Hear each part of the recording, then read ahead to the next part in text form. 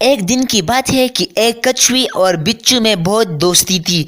ایک دن کچھوا بچو سے کہنے لگا، مجھے ندی کے پار جانا ہے، تم ذرا یہاں ٹھہرو، میں ابھی واپس آتا ہوں۔ بچو نے کہا، میں اکیلا یہاں کیا کروں گا، چلو میں بھی تمہارے ساتھ چلتا ہوں۔ کچھوا بولا، بہت اچھا، تم میرے پیٹ پر بیٹھ جاؤ۔ بچو کچھوے کے پیٹ پر بیٹھ گیا اور کچھوا پانی میں تیرنے لگا۔